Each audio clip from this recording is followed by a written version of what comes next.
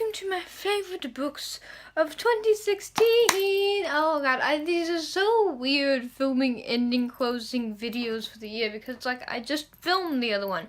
Now, I've been in a reading slump for maybe since October. I mean, by reading slump, I've read nothing. Honestly, if you follow me on Goodreads, I'm updating constantly. It is accurate what is updated on there, and I think my last activity was September or October. Which, yeah, I have nothing to say to that. But these are the books I read and were my favorites of 2016, not that were published. And I have 8 of them, so let's get to it. Now, when I started off at the beginning of the year, if you knew me, I was powering through things. I had TV show reviews, and I had book reviews. I had 4 book reviews a month, and now I have nothing. I'm so sorry. But this one, I think you might have guessed these 2 could have been on here. I said 2 because I wanted to just count the whole series. That is Red Queen and Glass Sword. I'm just combining both of them. The 3rd one's coming out in I think January or sometime in the beginning of 2017. I am so excited. It's I can totally see the hype about these. When I read it, I was I don't understand why these are so hyped up. And then as I started reading it, I was oh my god, what is this? What is this plot? What is these love stories? I don't understand. There's these love stories that just whoa, did not see that coming. Victoria Aveyard should be the queen of plot twists. If you've read these books this year, she's just, I didn't see this one part coming. I turned this one page and I'm just when you have that dramatic moment where you have to close the book and set aside because you're I don't know what's happening. That is exactly this book. I'd say the end of Red Queen, and this is a fantastic book series with amazing plots and magic and stuff like that, and that's just fantastic. The whole idea is just you think you've heard it before. There's these people who are silvers and they bleed silver and they have it the luxurious good life and they have superpowers, and then there's this one girl who's a normal person, a normal human who bleeds red blood, and she can also do magic, and you think you've heard it before but you haven't. It just, everything just starts, I think you hit page 50 in this one, and it just goes. I put Glass Sword in this because it is just, it did not disappoint. As far as sequels go, it totally matched up. If you're looking for a plot twist to come out of freaking nowhere, totally read this because you'll just be at the end I don't understand what's happening. I don't understand. The next book, I think every single person who knows me and knows my favorite author can totally guess this one. Lady Midnight by Cassandra Clare. Oh, I have missed her so much. Now, the thing about the Mortal Instruments is that we have some cool kick-butt females, especially Izzy. Just takes a little time for Claire to get there, but eventually she's there too, and we don't really have that in the Infernal Devices. I absolutely love Tessa. She's one of my favorite fictional characters of all time, but she very rarely has these moments where she's pulling out swords and things. But Emma freaking Carstairs, my god, this is the roughest woman I think Cassandra Clare's ever written about. Izzy, she cares about fashion and clothes and stuff like that. But she can kick butt too, which I've loved about Izzy, but Emma is just down and dirty and rough, and her and the Parabatite thing. Her, Julian, Parabatite, the whole Carstairs Blackthorn family, once you start reading about them, I wouldn't say that you have to really know the world. You can totally jump into this one before you read the other ones, but I mean, there's going to be some moments where it kind of gives things away. So if you want to go into the Mortal Instruments or even the Infernal Devices 150% clueless, then I wouldn't recommend reading this one first. But you can, because if you're one of those people who can memorize tiny little details of like every story, yeah, probably not the best thing. But if there's this character who says this name and it kind of slips by you, then yeah, you could totally read it beforehand. Emma is just like, if just imagine the coolest fight scene you've ever watched in a movie, what I'm seeing in my head when I'm reading this book. There's this part she's in this cave and she's just slaying these demons, and I'm just like, girl, I can't, like, whoa. And because she's Cassandra freaking Clare and amazing, she ties in these love, these ties, this fear, and this complete amazing Shadowhunter crew too. And she brings back a bit of our old cast if you've been missing them very much. Now, the next one I have is The Young Elites by Marie Lu.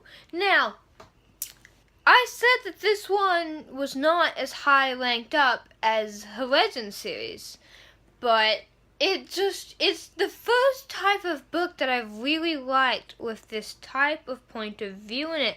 There's like all of these different characters. Like, this is a whole series. So I'm still like 30 pages from finishing Midnight Star, but I'd basically consider the whole series.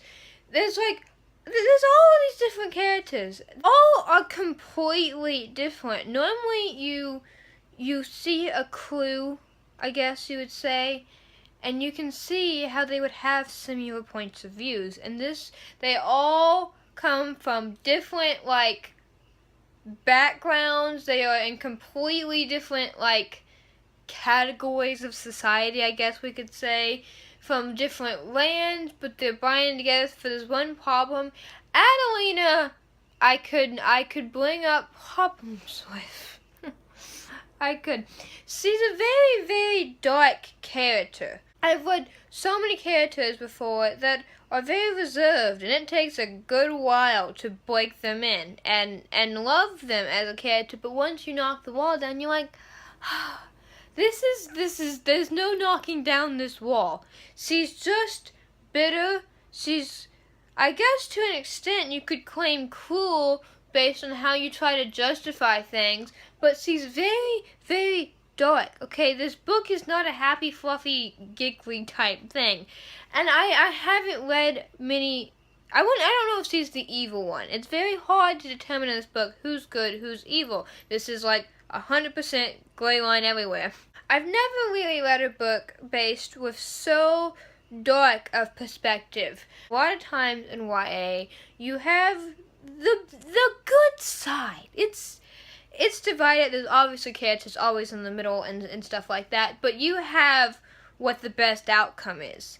And this book, we don't have that. We have the best outcome for her, but then when you realize that the side effects that has on the whole society and what she's capable of, and she gets a bit greedy, and again, dark. She has good intentions. I would say she has good intentions, but very, very bad ways of getting them. And if you really want to get into this character's mindset where it's really dark and really freaking you out to an extent, totally read this book. Now, because I just mentioned this author, bet you can assume that this one's on the list. The Legend series, also by Marie Lu. Oh, I love Legend so much. Just, we have this fantastic tied-in love stories. They pull in the strings and romances of all times, and you have these characters that you would never, ever think would click. And they do. If you really like spy stuff with these characters that can slip in and out of these impossible tasks, this book right here, I've talked about books so far that have love fighters and are dark and tough, and this character's tough, but it feels like a spy movie when it's a little small too, because it's flying through it, and so many things happen with the government, how it's set up. This is, I believe, in the future of America. You have to relearn about America and relearn how it was destroyed. And if you're one of those that just are a complete futuristic type, Oh, I love this. I loved it so. It was so fast. I was like flying through the mall. I'm like, I need Prodigy. I need Prodigy. Give it to me now. So I would say definitely the whole series tied in with this. Prodigy and Champion with it. It has endings too. We're introduced. There's just so many like different aspects because there's the government and things are spinning out of control, and you're just like, what's gonna happen? What's gonna happen? And there's this character that's like, oh, you fall in love with the main character so fast. He's like James Bond, okay? He's like the YA James Bond. The next book I have, many people have read and or watched the movie, but I reread it this year, so I'm like, I can justify counting this. Harry Potter! I reread the whole entire Harry Potter series this year. I think it started in the summer and I just kind of binged it from there. And I've read this before. I read it before when I was young. I've seen the movies a couple bajillion times. I've been to the Universal World. Harry Potter was always one of my favorite things. But when you go back and you reread Harry Potter, especially I think if you were younger, like me, I think I read it when I was like 7, 8, 9. If you were younger and you read it, I would totally recommend going back and rereading it now, because it helps with daily life, okay? The first 3, 4 is make you really, really happy. I finished the first one, I was like, I feel like I've just ingested a whole bottle of happy pills, what? And they bring so much joy, but they also teach you realistic things. The value of friendship and loyalty that Harry Potter can input on somebody is family thing, the value of like A, blood-related family, and B, family's not really determined by blood, it's determined by who you decide is family. And the life lessons learned here, the love, the strength, the determination. Harry Potter is a phenomenon, and it will always be. And if I know everybody says this on BookTube, if you haven't read Harry Potter, you should totally read Harry Potter. And I'm sure you've heard that 100,000 times, but read at least the first one. The first one's small. It will change perspective of things. Harry had nothing. He had absolutely nothing from his aunt and uncle, and he went to receive like magic and the ability and a feeling of entitlement that you're capable of things, and just it's so astounding. It is so astounding. I can't plead with anybody enough to please read Harry Potter. Alright, the next book I have, this completely shocked me that I'm going through my list on Goodreads of the things I've read this year, and as I come across this one, I'm like, this is totally a favorite. And I was like, whoa, if you had told me last year that I'm including a book like this on my favorites, I never would have believed you. A thing about all of these books I've just included is that they're YA, because I like young adult books. They're my favorite genre. Never have I ever read a book of this genre. And, can't describe, there's not enough words to describe love for it. That is Unbroken by Laura Hildebrand. I'm still looking for the pretty hardcover blue version. I had to read this mandatory for my English class. My notes and stuff are still in here. This is a historical non-fiction book. I don't read non-fiction. I like history, not enough to spend my free time reading this book, but when you're reading this book, like there's a movie about it too, it completely changes things. It is a story of pure survival. There's this Olympic runner, he goes into the military, there's this plane crash. So many times you're reading it, and you're thinking, he could die. It could probably... This could be it. This could be it for all of them. He's surrounded by death. He's surrounded by torture. He goes from feeling like a human being to absolutely nothing and having to come back from that, and the redemption in it. And there's these parts where you're in tears crying. I was almost crying. Class books that are assigned never make me feel like this, but I was so ecstatic that I read this. I was so satisfied with the story that I'm getting my family together the Saturday after I had finished it, and we're watching the movie, and it's just so well written and so well paced. You can understand the character perfectly.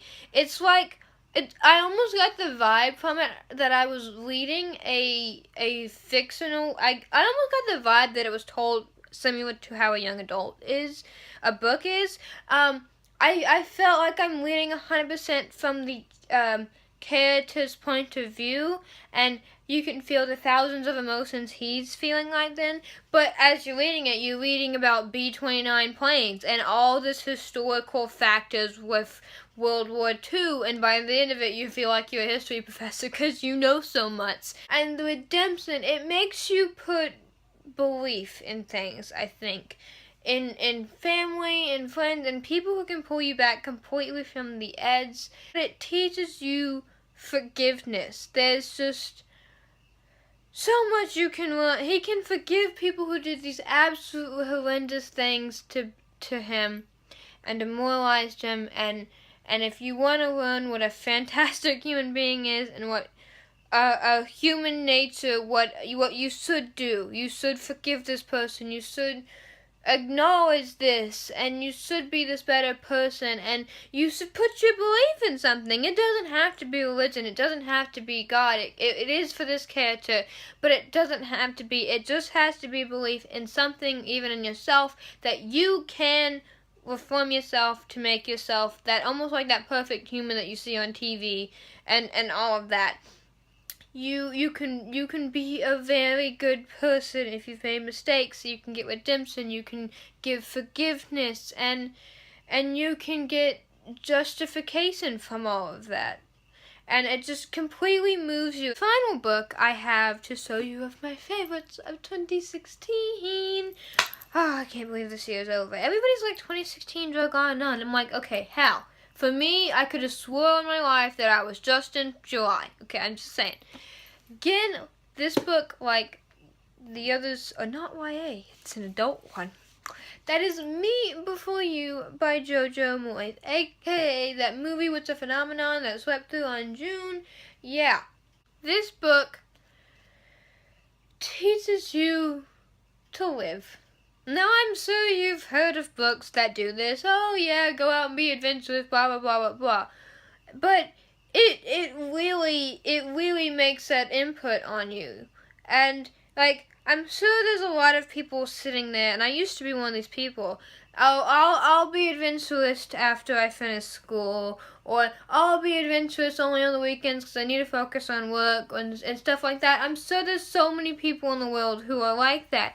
But this teaches you just to be adventurous with freaking everything. It doesn't have to be big. It can be going to a horse race or a restaurant, speaking up to somebody who's not treating you well. It teaches you so much. Just get out there, just live. I think there's a lot of traveling aspects that people pull from this. A family in this book is very wealthy. They can fly all over the world.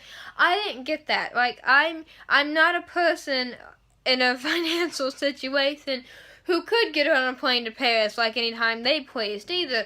But just do anything. Go to that restaurant. Go order the spiciest thing on the menu, because maybe you don't like spicy food. You don't know, because it's just, spicy, hot. Why try that? Do something that is completely out of your comfort zone. And this book helped me kind of just pull myself out of that. Start talking to people. Walk up to a complete stranger and try to have a conversation about something.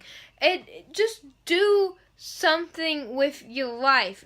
At the end of the day, you need to tell yourself that you are satisfied with every decision you made and you don't have regrets. And you also need to know in the future, when you're older and you can't do things, that you will regret things. I'm sure people think, yeah, I'm not going to that event with my friends. It's not that big of a deal now. But when you're 35 and you're thinking to yourself, why didn't I spend more time with those people? It is a big deal, and take every second and do something with it. It doesn't have to be big. It doesn't have to be extraordinary. It doesn't have to be out of your comfort zone.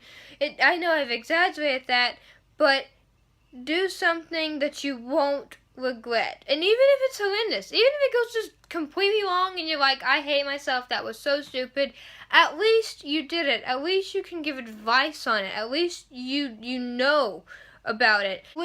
If you live up to your own satisfaction and you start doing the things you want to do. Everybody has a thing they want to do, okay? If there's a song playing in a restaurant that you absolutely love and you feel like singing it and you can't sing, but you jokingly want to, and just sing. Just sing in front of your friends and family. Who cares? Nobody will care. No one will remember this in 10 years from now. No one is going to judge you to the extent that you think they are. If you're one person, especially like me, I got like this.